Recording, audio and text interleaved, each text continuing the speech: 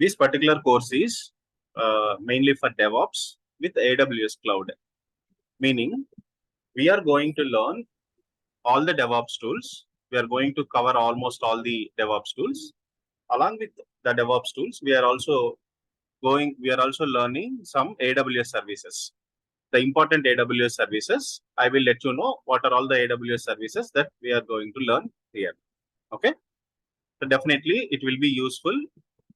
So usually there will be certificate levels. Okay. There will be certificate levels in AWS, right? So even if you want to go and research, you can go and research like what are the certification levels for AWS Cloud. So you will, after learning this course, you can apply and you can get for a certification like AWS Cloud Practitioner. Okay.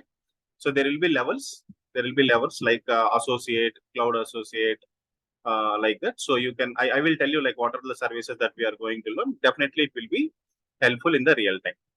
Okay. You will understand. You will understand once we go through the services list and all, you will understand what are the services. Okay. Yeah, it is a course for DevOps with AWS Cloud. We are going to cover almost all the DevOps tools and some of the important services in the AWS Cloud. Let's start our session. Any other questions you have? Any other stuff?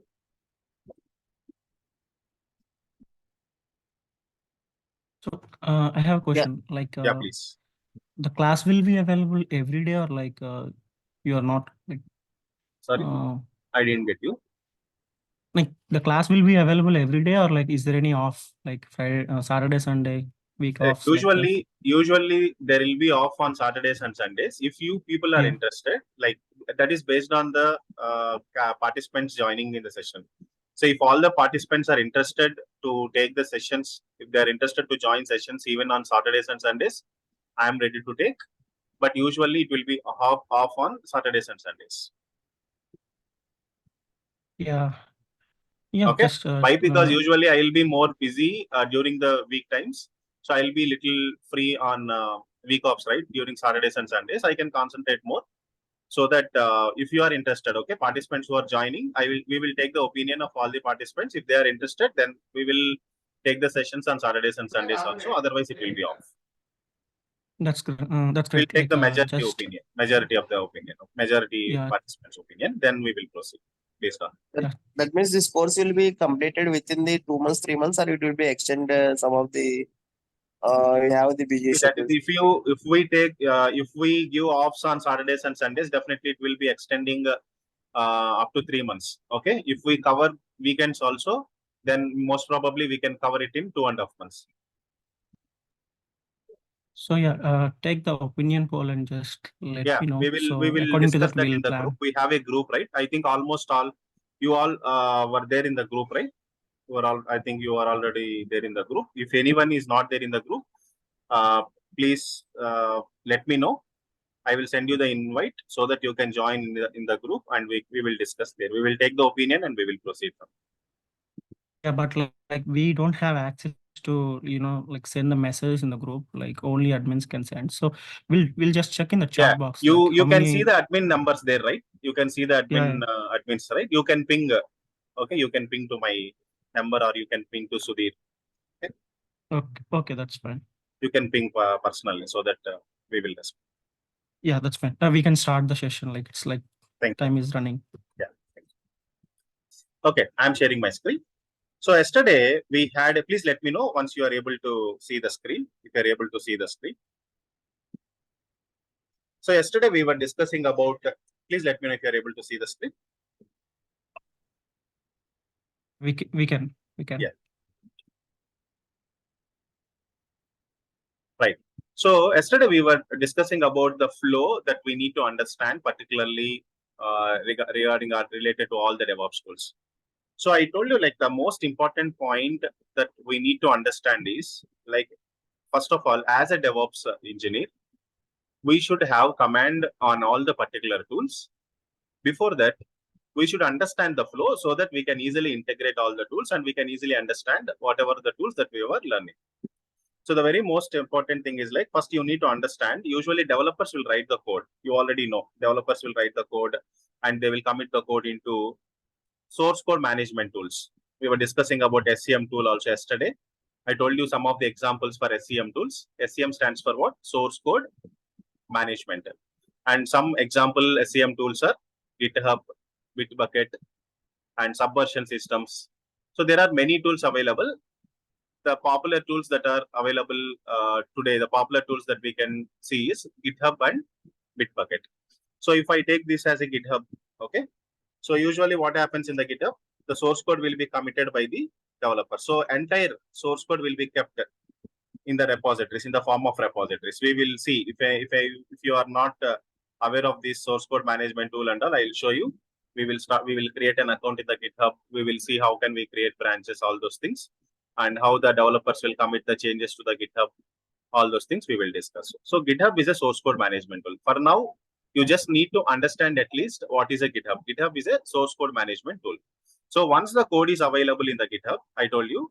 So just consider that if the code is the code related to the source code, consider the source code available is Java.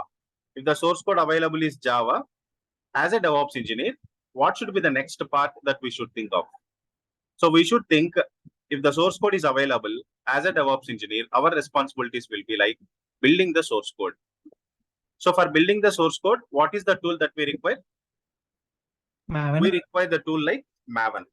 And I also told you, Maven is not only the tool that is used for building the source code. Maven is not only the tool. Okay, I already told you, like Maven is not only the tool. We have many build tools available in the industry. We have many build tools available. If you go through the Google and if you can explore, we have many build tools. Maven is one of the popularly used build tool.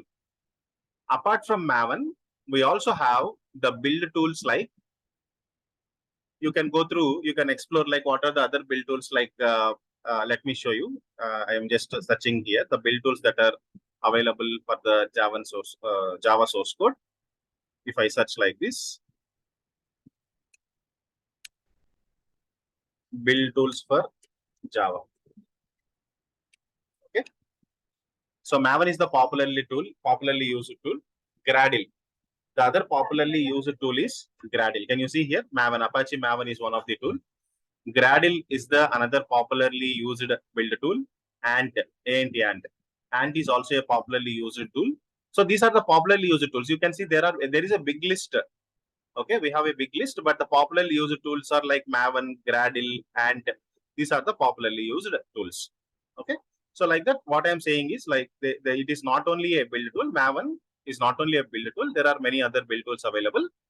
So based on our requirement, we will go with the build tool.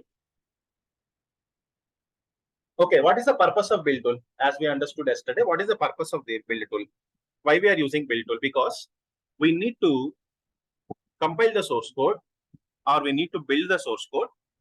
What is our objective? After building the source code, what is the output file that we got? After building the source code, we will be expecting a file called artifact, and that file will be, that particular artifact will be having an extension like jar, var, or ER. Usually, whenever I build the source code, Java source code, we will be getting an artifact like in different formats. Like either we may get a file like .jar extension. Okay, we may get an artifact with the .jar extension, .war, .ear. Jar stands for Java archived. WAR stands for Web archived. EAR stands for Enterprise archived. So what is the difference between all those things and all? We will be learning while we were discussing about the Maven tool. For now, we will understand the flow. So once the source code is available, our basic responsibility is we should think of the build tool. What build tool we can use for compiling the source code or building the source code. Once after building the source code, as I told you, we are going to get an artifact. You already understood, right? What is an artifact? So artifact is nothing but, this is an output file. Okay, this is the output file that we are going to get. So this output file will be in the form of either jar, var, or ER. So if still if we want to understand what is this particular one, we want to understand about this particular artifact. So usually we will deploy this artifact into the servers so that we can see whether our application is up and running or not. So we don't need to put the entire source code. Okay, we don't need the complete source code or entire source code to deploy our application. Okay, if artifact is there, if we generate an artifact after building the source code, if we have this artifact, we can deploy this artifact into the suitable servers so that we can see whether our application is running or not. So what is the old approach? Like if I have an artifact generated by the Maven build tool, so usually we will deploy this artifact into some of the servers like Tomcat or JBoss. Okay, usually we used to deploy these servers, deploy this artifact into some of the servers like Tomcat or JBoss. So this is the approach that usually we used to have for deploying these artifacts. But what I'm saying is, like, now the approach has been changed. We have some DevOps tools. We have a tools like Docker, Kubernetes, all these things. So now we are using Kubernetes for deploying all our applications. Okay. So there are many advantages with the Kubernetes. We can reduce the downtime, zero downtime. Okay. We can reduce the downtime with the help of deployment strategies and all. We'll be discussing them. But this is the older approach, like where we used to deploy the artifact into some of the servers like Tomcat or JBoss. What is the recent approach that we are talking about? Once after the artifact is generated, we are going to deploy the same artifact into which one? We are trying to deploy the artifact into Docker image. Into a tool called Kubernetes. Okay. Our ultimate objective is we wanted to deploy this artifact into Kubernetes. So Kubernetes can support any of the technology. You can see here, suppose if this is a Java source code, once the Java artifact is generated, so this Java artifact can be deployed only into some of the servers like Tomcat or JBoss. And these Tomcat or JBoss servers cannot support .NET artifact. These servers cannot support Python artifacts. So we cannot deploy all the artifacts into these servers, but we can deploy any artifact or we can deploy any application into Kubernetes. Meaning we are not directly deploying the artifact into the Kubernetes. What we are doing before we deploy the artifact, what we are doing, Kubernetes supports. What is the expectation of Kubernetes? If you want to deploy an application into the Kubernetes, you should be aware of a tool called Docker. Okay, we should aware of a tool called Docker. We should learn about a tool called Docker. So what is Docker? Yesterday I told you. For now, if we if we don't have any knowledge about Docker for now, we can just try to understand, like, Docker is a containerization tool. Even we will be having a session to understand what is containerization, why Docker is called as a containerization tool and all. But for now, we need to understand this flow. We are going to convert this artifact into Docker image by using a technology called Docker, by using a tool called Docker. So once we learn the Docker tool, we will understand how can we convert this artifact into Docker image. Okay, we are going to convert the artifact into Docker image.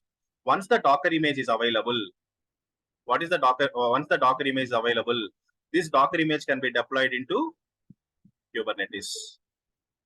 The Docker image can be deployed into the Kubernetes. Got it?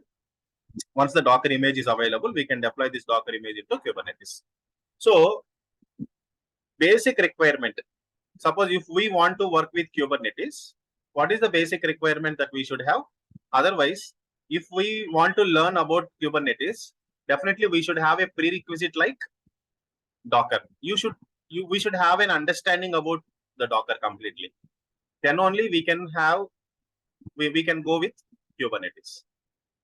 So Docker is mandatory for learning Kubernetes. Docker is the prerequisite for learning Kubernetes. That is what I'm saying. So this is the actual flow, like what is happening today.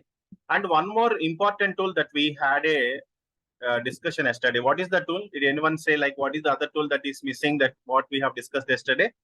We were talking about another tool called, very important tool called Jenkins. Okay. What is the purpose of this one? What is the purpose of this particular tool called Jenkins? Jenkins is a CI/CD tool. CI/CD stands for continuous integration, continuous delivery. We will also try to understand what is CI and what is CD. Usually we are going to divide this into two parts, CI and CD, continuous integration and continuous delivery. But Jenkins is an automation tool. We can see that Jenkins is an automation tool which is driving the DevOps, all the DevOps tools, okay, which is driving the entire DevOps industry. So for now, we can understand one thing here, what is happening with the help of Jenkins tool, what we can do with the help of this Jenkins tool. So we are using this Jenkins tool for integrating all the DevOps tools. Suppose if this particular flow wants to happen, definitely we should have a tool called Jenkins, and then we will be integrating all these tools with this Jenkins only.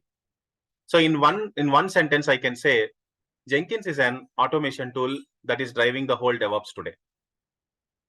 So as we understood, like the source code will be kept in the GitHub, and this Jenkins tool will be helpful for cloning the source code, for downloading the source code. And once after downloading the source code, see, I'm talking about what are the tasks that Jenkins can do. What are the tasks that Jenkins can do? Jenkins can download the source code. It can apply the Maven tool. Okay, we need to have a prerequisite. We need to set up. We need to configure all these things. Jenkins cannot configure all these things. We need to configure all these things initially.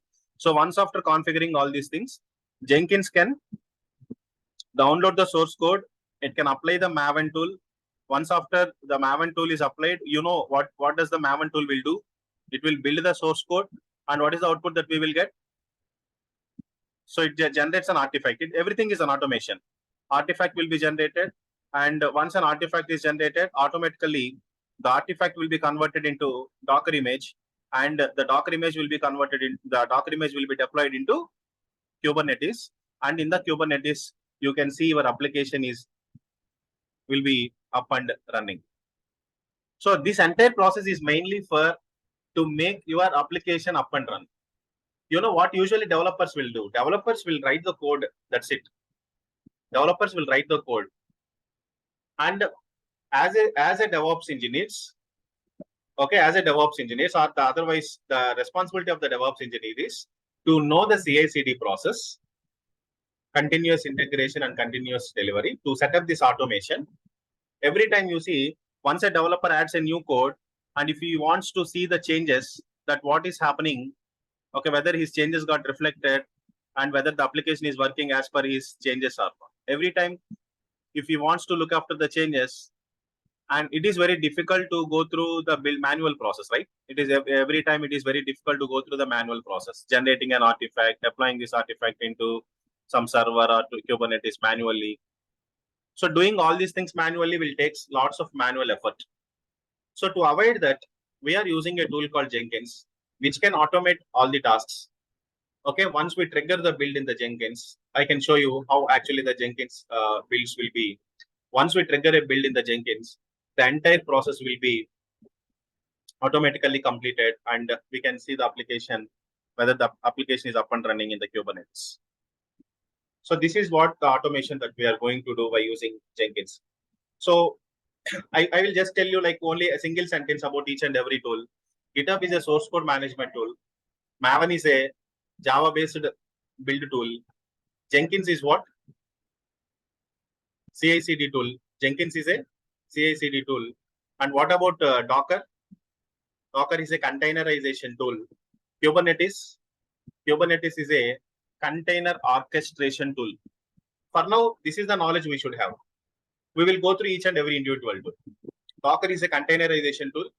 Kubernetes is what? It is a container orchestration.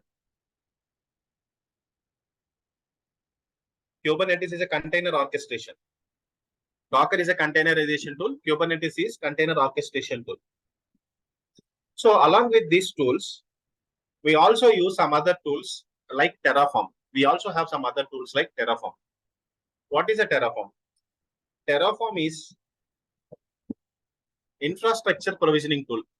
We also have another tool called Terraform. Terraform is an infrastructure provisioning tool, meaning, you know, right, how can we create an infrastructure? What is infrastructure? Suppose if I take any cloud platform, AWS cloud, Google cloud, Azure cloud, if I take any of the cloud platform, if I want to create some servers, okay, or if I want to create any other infrastructure, definitely I can create infrastructure manually. I will just log in into the cloud, then I will go to that particular service. I can create infrastructure. I know how to do the things manually. Even if we don't know, we can follow the documentation and we can go ahead and we can create the infrastructure in the cloud platform. But Terraform is a tool which is used for creating infrastructure by automating the script. We will simply write the script. With the help of the script, the automation will be, our infrastructure will be created automatically. The infrastructure can be created automatically just by writing the script. We will just run the script. So within the script itself, we will specify all the requirements. We will specify all the requirements within the script itself. Based on the script, our infrastructure will get created. Okay.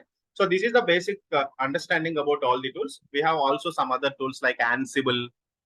Okay, Ansible is a configuration management tool. Ansible is a configuration management tool. These are the most important tools that we should have an understanding as a part of DevOps.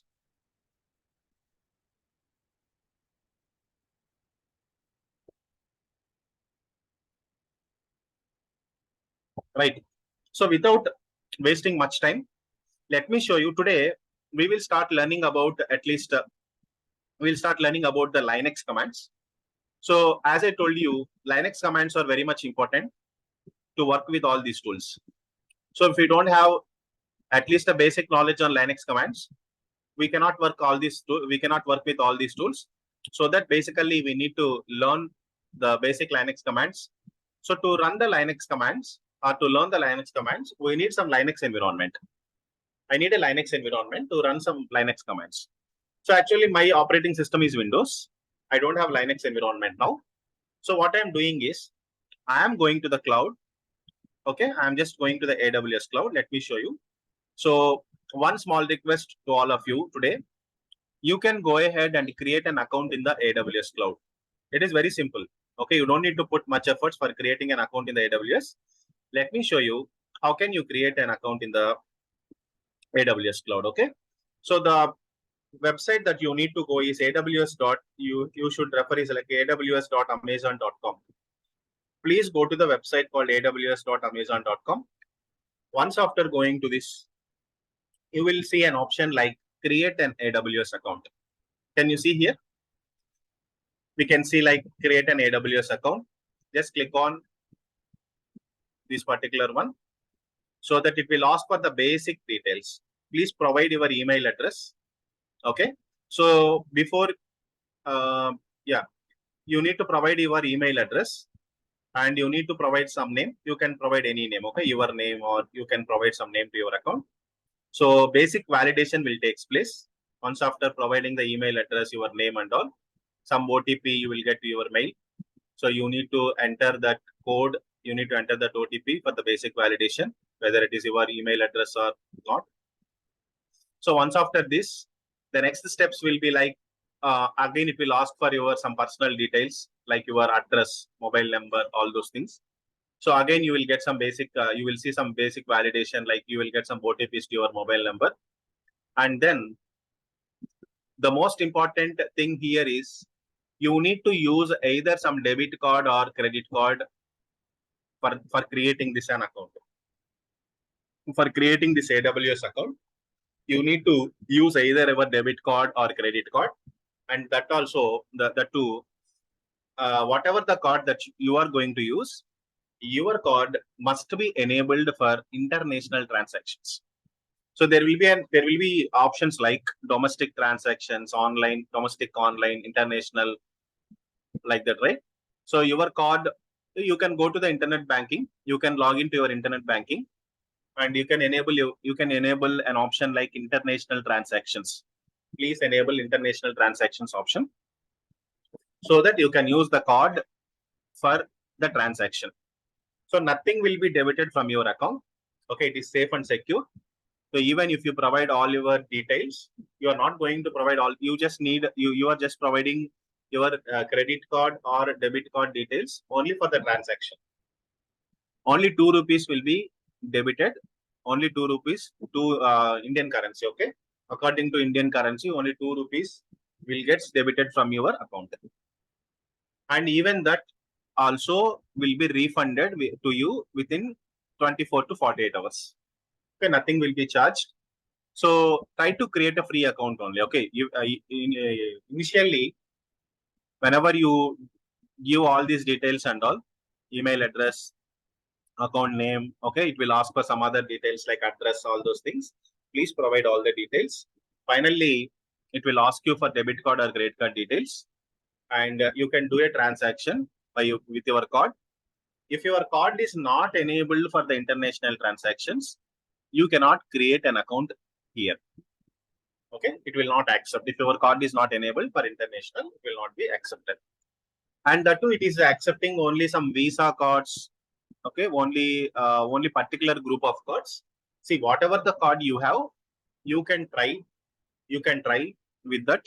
If it is not accepting, you can take help from your friends or some others, so that make sure that, okay, the only thing you need to make sure is your card must be enabled for international transactions.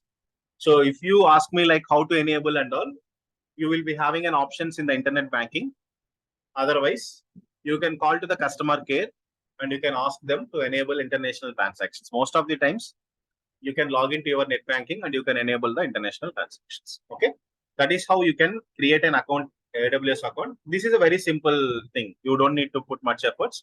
Try to create one AWS account today, now, even after the session. So that once you have an account, I will show you how I have already logged into the account. So once you have an account, usually how can we log into the account? Sign in. You can see here. I am just logged into the account. Okay, I'm just trying to sign into the account. This is how the page you will get. If you already have an account, I'm just going back to the account, back to the website like aws.amazon.com. You will see some sign in option here. So this is for initially to register for the registration. Okay, for creating an account and all, you can click on this other option, create an account. You will find create an AWS account. Once after having an account, you can sign into the account by using this particular option called sign in. Just click on sign in. Just click on sign in. Here you are seeing some details like, so it is asking root user, IAM user. We will discuss about the differences between these two. Don't worry about it. So since you are the owner of the account, since you have created an account with your email ID, so now you need to consider that you are the owner of the account for now. Even organizations, if you join any organization to work on the AWS cloud, if you join any organization to work on the AWS cloud, so there they will not provide you the root user credentials. Okay, they will provide you the IAM user credentials. Now you can understand what is the difference between root user and IAM user. So root user is nothing but the owner of the account.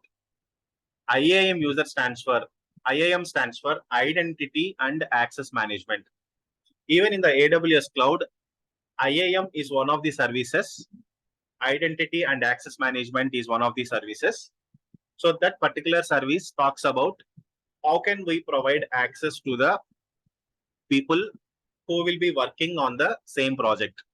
Suppose if some 10 members are working on the same account, so how can we provide access to the people, okay, to work on the AWS cloud, work on the same account.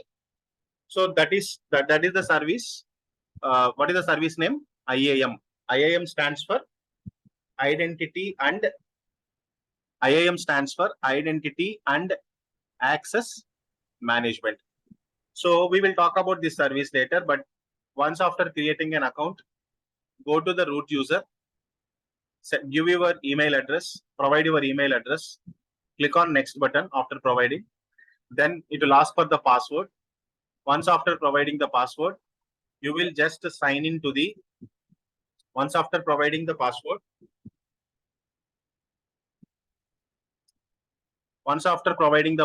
you will log into the account. Okay. You will log into the account. So now you can see here, I have already logged in the AWS cloud. I've already logged into the AWS cloud.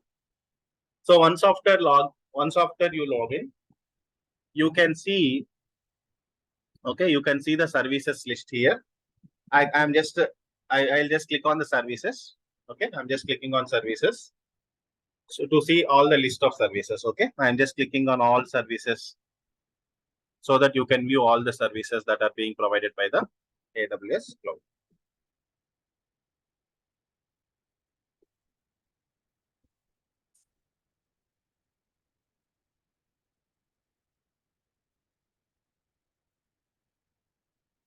Okay, you can see we have services list. You see, when I'm just clicking on all services, I have many services here. I have a list of services in alphabetical order. So all these services are not, see, we cannot learn all the services, but we can learn the most important services that are useful, that are helpful for our projects, okay, to work on the cloud platform. Fine. So now we will see the list of services that we are going to learn. For now, what I am doing is, we have a service called EC2. Okay, we have a service called EC2. I'm just going to the service called EC2. If the page is not opening for you in the same way, you can search here in the search box. Okay, you can go to the search bar and you can search for EC2. So whenever you search like this, you will see a service called EC2. Just click on the service called EC2. So now you will get EC2 dashboard. You will see the EC2 dashboard, and you will see some options like these are the options that you will get. Instances. Can you see here the instances running? Okay, auto scaling groups, dedicated hosts. This is the EC2 dashboard. What is this EC2? Basically, so we are just now logging into the AWS cloud and we are not aware of what is this EC2 service. EC2 stands for Elastic Compute Cloud. EC2 stands for Elastic Compute Cloud. So what is the meaning? Suppose I just want to, I told you, right, my requirement now is I want to have a Linux server. Why? Because in my local machine, I have only a Windows operating system. But now I want a Linux server to practice the Linux commands or to set up something in the Linux environment. So now what I can do is, the one option is either I can set up Linux environment in my local machine, or otherwise, if you feel why can't we use the Linux server in the AWS cloud? Yes, we can create a Linux server in the AWS cloud. Okay, we can create servers in the AWS cloud. What do you mean by server? Server is nothing but a machine or computer. We are going to create a machine with the Linux operating system, and we are going to connect with that machine. Okay, so that we can practice some Linux commands and we can see how actually the Linux environment is. Okay, so what is the option that we should see? What is the basic need of EC2 service? We can create servers with the help of this service. We can create servers, machines, computers, everything means same. Okay, so now what is the option that I should use for creating a server? Here I have an option called instances, right? We can simply click on instances running. Instance is nothing but a machine, computer. I told you, right? Instance is nothing but a computer or machine. So now already one server is running. You can see here already we can see one server is running. So each and every server, once after creating a server, each and every server will have some instance ID. and we can see whether that instance is running or not. What is the type of the instance? Okay. All those things we will discuss for now. For now, basically, we will discuss the required things. Then keep on moving, you will understand all the things. I'm just clicking on launching the instances. Okay. I'll simply click on this launch instances option. So why I'm using this option? I'm using this option to create a new server. If you want to create a new server, just use this option to create a new server. I'm just clicking on new server, launch instances. So launch instance, when I click on launch instance, we need to select a few options here. Okay. So now I want to create a Linux server. So for that purpose, what is the name I am giving? So we need to provide some name for your instance. So according to AWS terminology, we should not call these things as machines or servers. We will call the servers that we are creating here as instances, AWS instances or EC2 instances. EC2 is the service name, Elastic Compute Cloud. So whatever is your requirement. So based on your requirement, you can increase the size of the machine or you can decrease the size of the machine. Suppose if you have created a machine, if you have created a server today with some 4 GB RAM and with one processor, and tomorrow if your requirement is changed, then you can increase the capacity of your machine. Okay. So even if you see what is the difference between the cloud and our on-prem servers. Consider we just need one server. So we decided to purchase one server with some 16 GB RAM and with some 8 processors. Okay, consider that. Okay, you will understand what is this 8 processors, 1 processor, 2 processors and all. Don't worry about it. Just consider that you need a machine with some 16 GB RAM or some 16 GB RAM and some 10 processors. So now we decided to purchase that machine, and we have gone to the market and we have purchased that. Now even after purchasing, if we want to increase the capacity of the machine, so based on the machine capability, it might be possible or might not be. But if we prefer the cloud, if we prefer the AWS cloud, definitely if you want to increase the size of the machine, we can increase the size.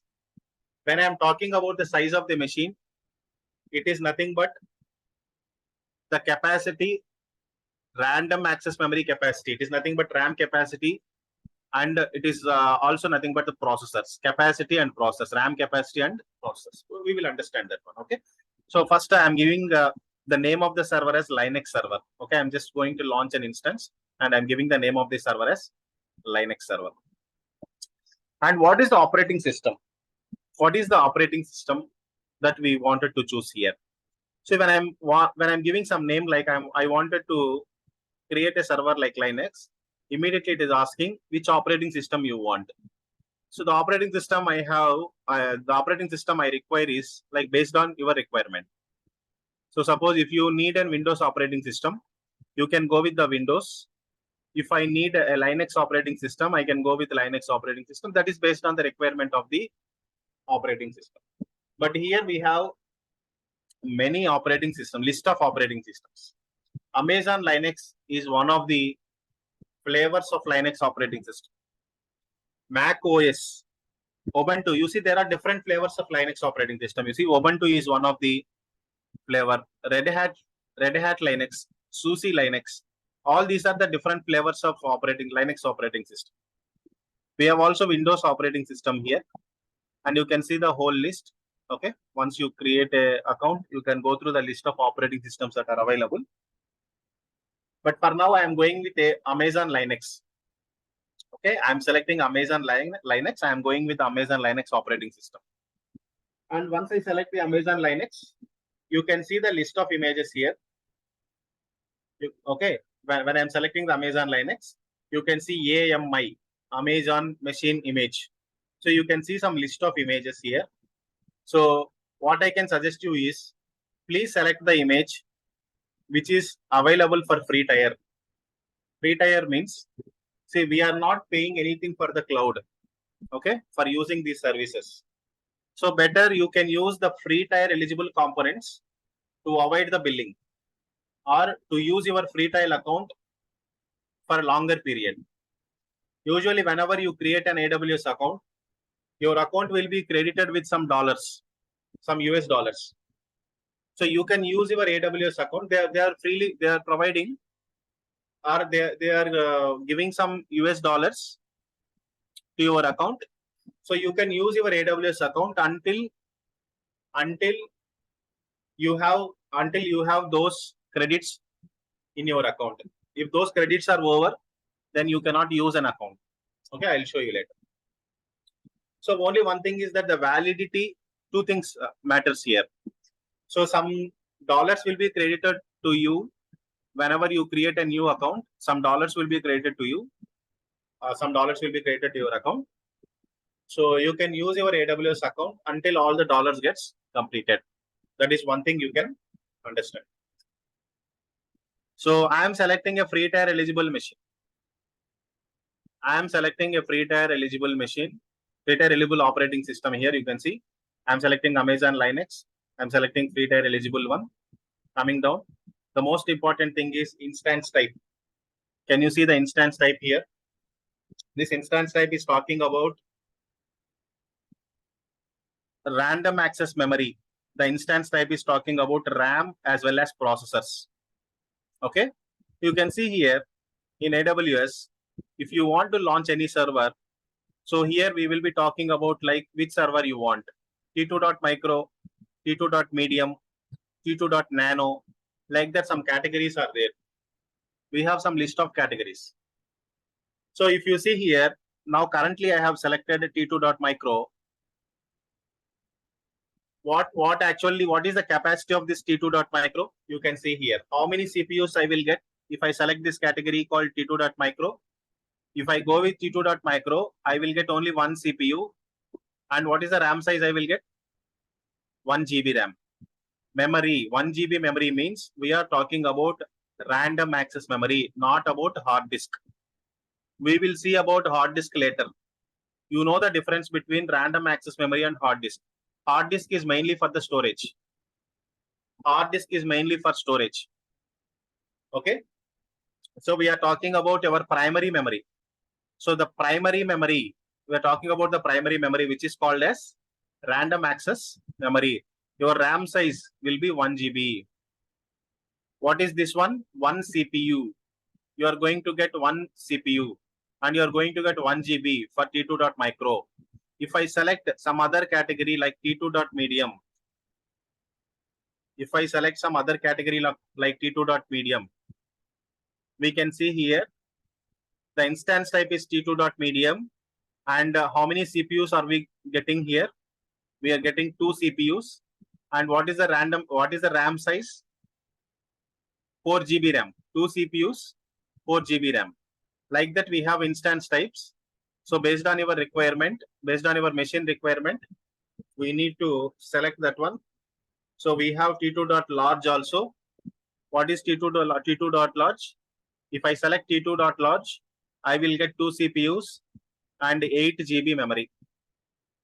So what happens if the instance type increases, the capacity of the instance type increases, automatically the charge, the cost, the bill that we are going to pay will also be more. So once a free tier account is over, usually we are going to create a free tier accounts only. Nothing will be charged. But if your account is subscribed for billing, if you enable billing for your account, so based on this, they will charge. You see here, if I take T2.large machine, the billing rate will be more when compared to T2.medium or T2.small. What is happening in the T2.medium or T2.small, or otherwise we have a category like T2.micro. So T2.micro will have only one processor and 1 GB RAM, right? T2.micro. You can go to T2.micro. T2.micro. 1 CPU and 1 GB RAM. So the billing we will get for using this machine will be very less. Why? Because the capacity of the machine is less. So they are going to charge whenever you select the machine. They are particularly giving the pricing here. Suppose if you want to use this machine for 1 hour, how many US dollars we need to pay? Okay, for Linux, you see here it is showing like on-demand pricing is 0.0124 US dollars. So if you want to see about pricing, we have an Amazon pricing calculator. You can go to the Amazon pricing calculator in the Google. Amazon pricing calculator in the Google. And you can see there, if I want to use a machine for 1 hour, what is the bill that I am going to pay for the Amazon? And earlier I told you, right, we are going to create infrastructure in the AWS cloud. What do you mean by infrastructure? This is nothing but infrastructure only. So creating one server in the AWS cloud is nothing but infrastructure only. Okay. For now, I am going with T2.micro. I am coming down. The next step is like we need to create a key pair. The next step is like we need to create a key pair. What is the purpose of this key pair? So the purpose of this key pair is mainly to connect to the instance from your local machine. Anyhow, we are not in our local machine. We are not creating this server in our local machine, right? We are creating this server in the AWS cloud. Okay. We are creating this server in the AWS cloud. So if I am creating this server in the AWS cloud, how can I connect to this server? So definitely I should have some key pair. Okay. I should have some, usually we will be having some passwords, right? Passwords are keys for securely connecting. So we should have some key to connect to the instance. Okay. To avoid or to authenticate the correct users. So if there is no key pair, anyone can connect to the instance, right? Anyone can connect to the instance. So this key pair is likely mainly for securely connecting to your instance. We are downloading this key pair. So how to create a key pair? We are just going to select this particular one called create a key pair, create a new key pair. And here I am just giving the key pair name as I am giving AWS 27 key pair.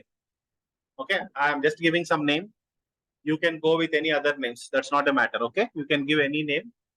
So I'm just giving AWS 27 KP. So I'm just giving a meaningful name. KP stands for key pair. Okay, AWS 27 means this is the 27th batch. So AWS 27 KP stands for the meaningful name for creating a key pair. And I'm just clicking on create a key pair. Okay, I'll just click on this create a key pair so that the key pair will be downloaded. So once you downloaded this key pair, you can observe the extension of the key pair will be in the form of .pem. PEM stands for privacy enhanced mail. Privacy enhanced. PEM stands for privacy enhanced mail. This is one of the format that we will get once after downloading the secret key. Once after downloading the key pair, you will get the key pair with this extension. Once after downloading the key pair, we can go to the further options. So usually network settings plays a very important role. So to understand these network settings, we should understand a service called VPC, and we should also understand what is the subnet and all. So once after understanding a service called VPC, we will talk about this network settings. For now, if I am not giving any network settings, if I am not updating any network settings, it will by default take the network settings. By default, it will take the network settings. So leave for now. Okay, let it take the default network settings. Why? Because to understand this network settings, definitely we should understand a service called VPC. What is VPC? VPC stands for Virtual Private Cloud. So Virtual Private Cloud, meaning if I want to create my server in the AWS cloud, it is asking, it is VPC mainly focuses on partition, providing partition to you or to your servers. We'll talk about the service. VPC stands for Virtual Private Cloud for now. Okay, if you don't know anything about VPC, for now, VPC stands for Virtual Private Cloud. It is one of the services in AWS, mainly for creating partitions in the AWS regions. Creating partitions in the AWS regions. Okay. For now, I'm not going into the details. I'm not going into much details. So still, if you have any doubts, we'll discuss about it after the class. Okay, for 5 to 10 minutes, we'll discuss about it. I'm leaving the default network settings and I'm coming down. It is asking for the storage. This is called hard disk capacity. Okay, it is asking for configure storage, right? This is called hard disk capacity. By default, we have 8 GB hard disk capacity. If you want, you can increase. You see, I'm just increasing to 17 GB, 20 GB. By default, it is 8 GB. You can, if you want to go with 8 GB, please go with 8 GB. That's it. So, since we are using a free tier, we can go up to 30 GB. If it is not a free tier, we can create any, we can create to any extent. Okay. So for now, the default limit is, for now, a free tier eligible customers, we can get up to 30 GB of the storage. What is this EBS? They are saying about 30 GB of EBS. EBS stands for Elastic Block Storage. So this is one of the services in the AWS cloud, which talks about the storage, which talks about providing the storage. So usually we will call them as volumes, EBS volumes. So in our normal computer also, we will talk about hard disk, right? Hard disk and partitioning the hard disk into C drive, D drive, like that. Similarly, EBS talks about providing storage, okay? Providing storage like our hard disk. EBS volumes is nothing but, you can compare EBS service with our hard disk. So EBS stands for Elastic Block Storage. We will also talk about this particular service. So you can understand like some of the services I have already told you, like what are the services that we are going to learn. We are going to learn about EC2 service. Okay, EC2 service. And I told you like we are also going to focus on a service called VPC. VPC stands for Virtual Private Cloud. And we will also talk about a service called EBS, Elastic Block Storage. And we will also discuss about S3. S3 stands for Simple Storage Service. All those things. I will send you the course details. Okay, I'll send you the list of contents that whatever we are going to, what are the services that we will be discussing. For now, I am just going ahead. I'm going to create an instance. I'm not selecting any others. Okay, I have configured the storage. I'm going with the default option. I'm not going to select any others. I'm just selecting on launch instance. That's it.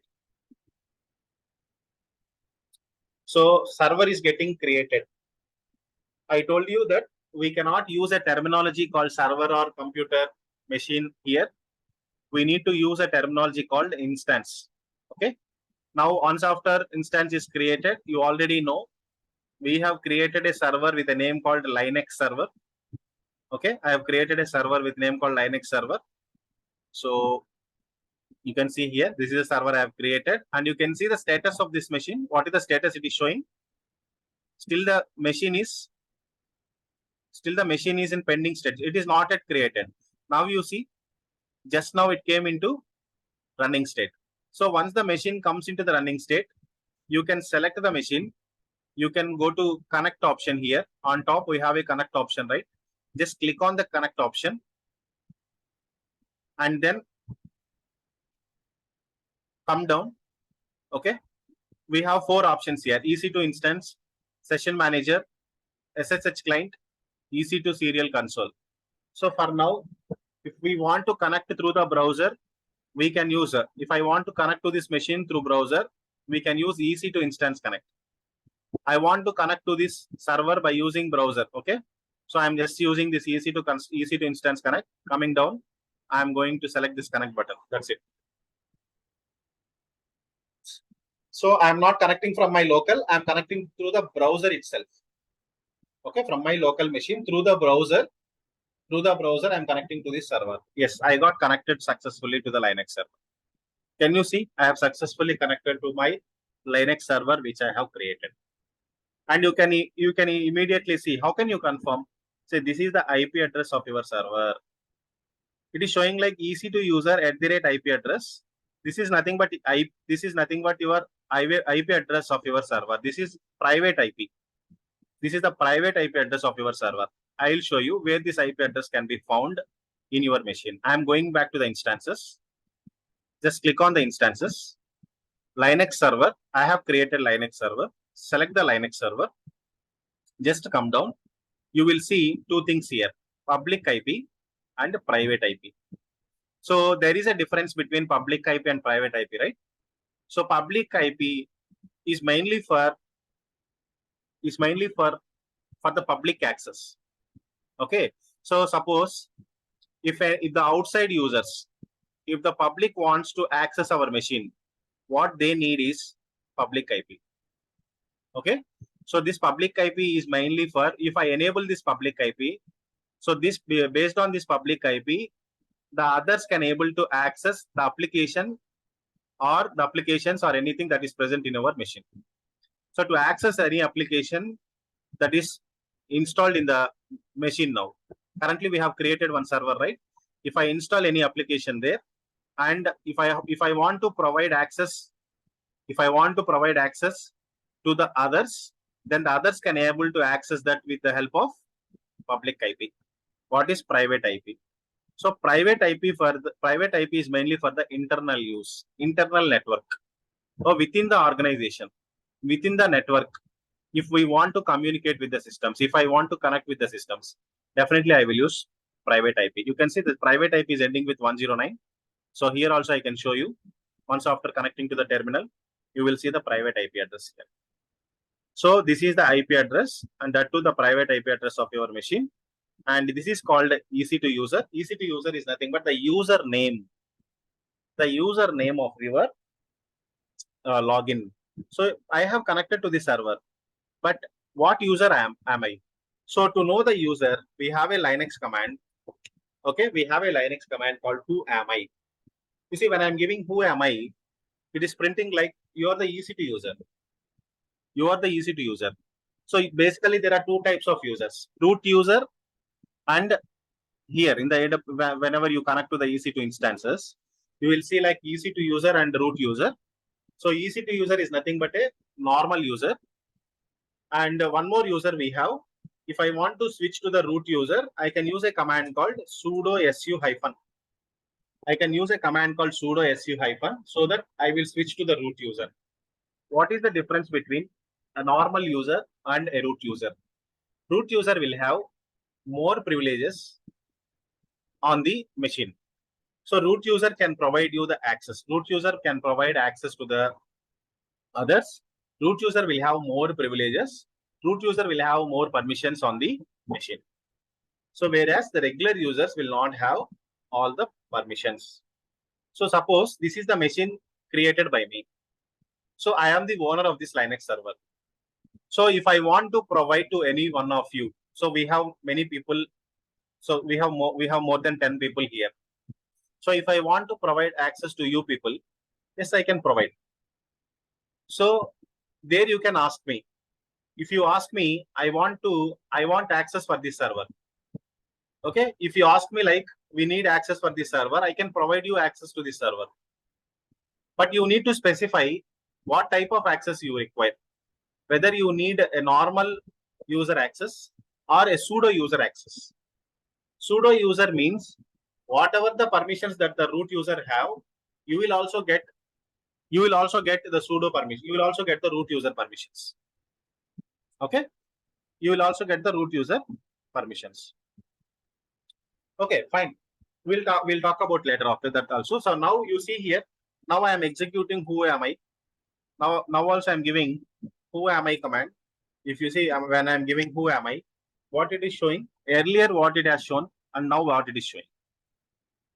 Earlier it was showing like EC2 user. Now it is showing like root user. So who am I is the command, Linux command, which is mainly for showing you what type of user you are. Earlier you are a EC2 user. Now you are the root user. What is the command I have used to switch from normal user to the root user?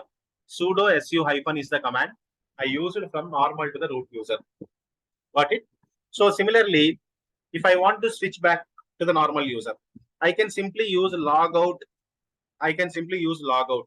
So once after using logout command, I can switch back to the normal user. Now you can check by using a command called who am I. If you check the command, okay, if you give a command like who am I now, So it is printing easy to user. You can see here. We can able to see use easy to user. Got it? Okay. Now there are many Linux commands that you can practice today. Once after creating the Linux server in your AWS cloud. So connect to the machine in the same way that I have shown you. There are many ways to connect to the Linux server, different ways I can discuss with you in the further sessions. But once after connecting to the server, please try to practice some Linux commands today. I can tell you the very basic Linux commands like creating files. So there is a command called touch command. Touch is a basic Linux command which is used to create an empty file. Suppose if I want to create a file here, I can create a file by using touch command, touch space file name. The command syntax is touch space file name. So the command is executed successfully. It is not throwing any error, you see. But even the command executed successfully, but it is not showing any status, like whether the file has created or not created. Okay, we are not able to see anything. So to see that, you can simply use ls command. You can simply use ls command to see the list of files that is created. So when I am giving ls command, I am able to see the file that is created, right? File 1 is the name that I have given. File 1 is created. Like that. So if I want to create multiple commands, multiple files, multiple empty files, I can give like touch space file 2, file 3, like this. To confirm whether these files are created or not, we can use ls command to see, yes, file 2 and file 3 were created. I can able to see. And similarly, if I want to give some contents, if I want to add or if I want to append some content inside the file, there is a command, right? There is a command we can use, cat space, cat command we can use, but we should use greater than symbol. This is called output redirection operator. Cat space greater than file 1. Do we have any contents in the file 1? No.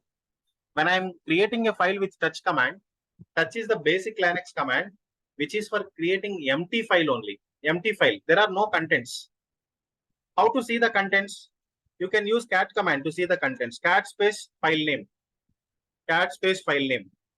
Is it displaying any content? No. Why? Because we don't have any contents in the file. So to add the contents, we can use a command like cat double greater than file 1. So it is asking for the content. So now I am adding some contents. I am adding some content like welcome to DevOps training. I'm just pressing enter. And now to come out of the file. So now still I am inside the file. When I'm using cat greater than file 1, you see that it is asking to, the prompt is asking to enter the text and all.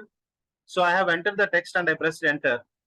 So now still I am in the file only. You can, if you want to add many lines, you can add lines like this.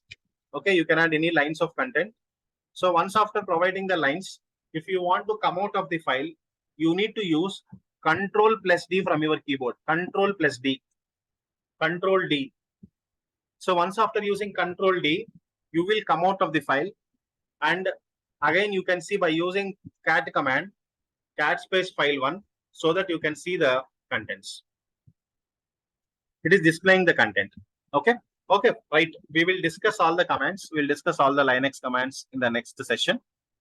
Still, now we are running out of time, right? So already it is 9:10. Many of you will have some other works and all. Okay. Any questions? I'll give you some time for clarification. Then we'll close this for today. We will meet.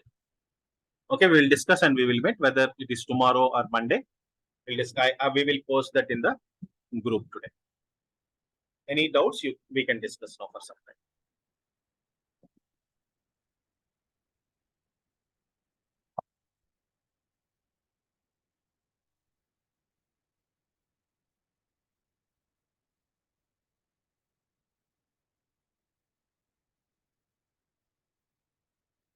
Any doubts you have?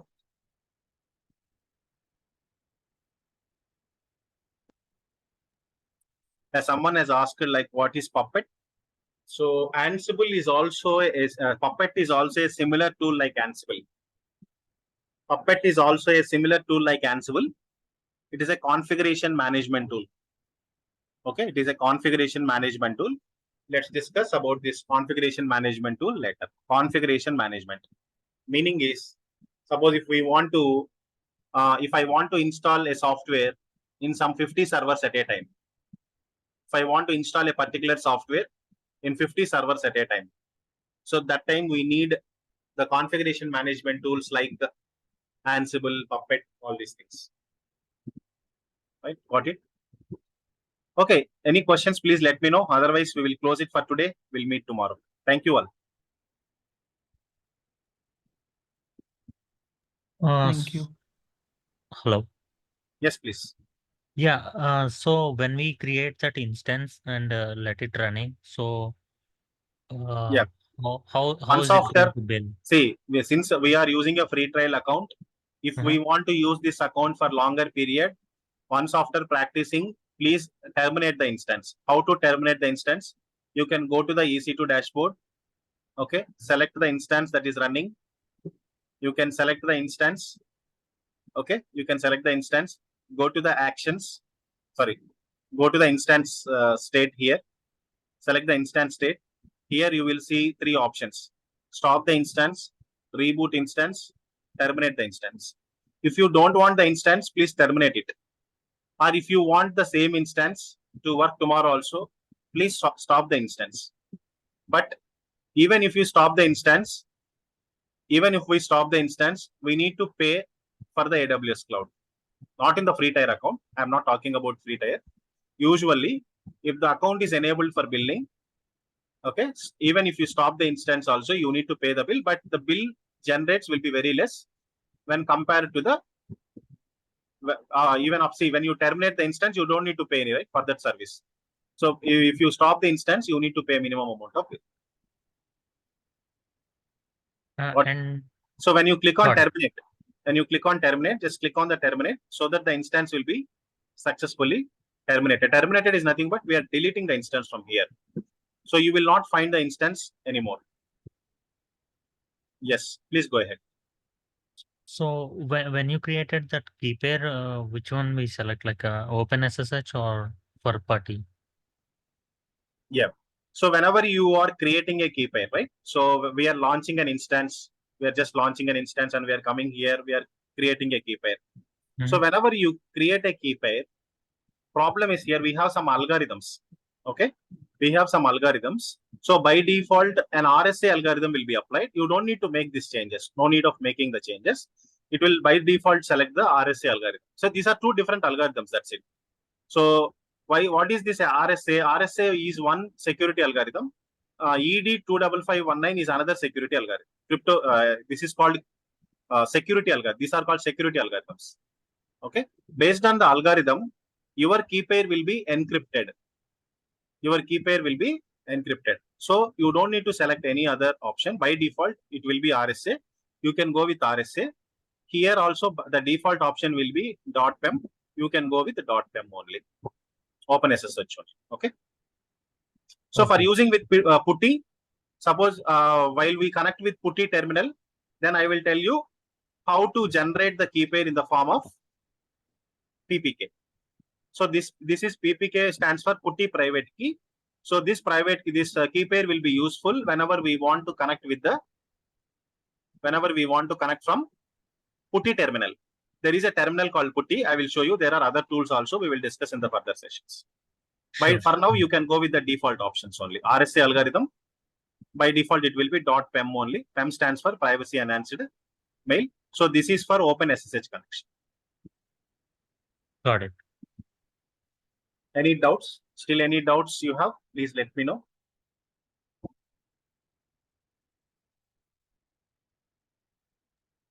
So if we create like a two instances, we can still use that OpenSSH, right, to connect to two instances. Once you create a key pair. So today I have created one key pair, right? And that key pair is downloaded to my local machine. Okay.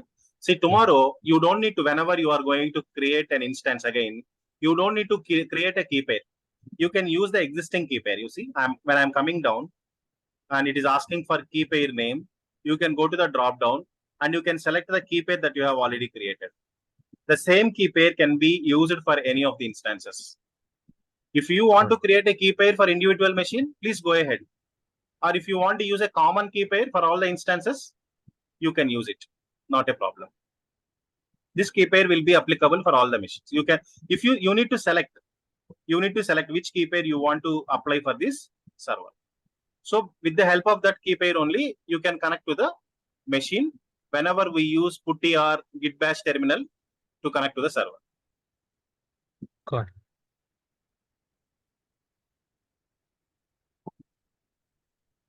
Okay. Thank you all. Any questions?